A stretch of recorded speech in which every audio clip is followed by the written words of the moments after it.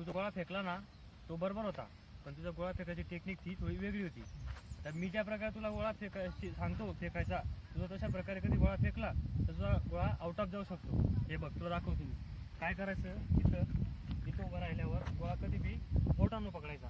इथं एवढा असा गॅप राहू द्यायचा. एवढा गॅप राहू दिल्यामुळे या बोटांचा सपोर्ट लागतो, त्यामुळे तुझा गोळा आउट ऑफ जाऊ शकतो. असा बोटानं पकडला का मानेवर लावायचा. काय काही मुलं असं पकडता, असं नाही पकडायचा. आपण पकडला इथं मानेवर असा हात एकदम स्ट्रेट सरळ राहू द्यायचा आणि इथून असं पुढे जाऊन असं मागे व्हायचं. हे जे आपण असं मागे होतो ना, इथं एकदम ऊर्जा यात पायापासून तर वरती जेवढी ऊर्जा येते ती ऊर्जाने आपला गोळा एकदम तीव्र गतीने जाऊ शकतो.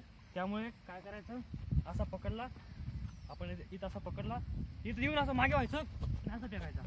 हे बघा मित्रांनो, मी तुम्हाला ज्या प्रकारे सांगितलं गोळा फेकायचा त्या प्रकारे तुम्ही कधी गोळा फेकला तर तुमचा गोळा आउट ऑफ जाऊ शकतो.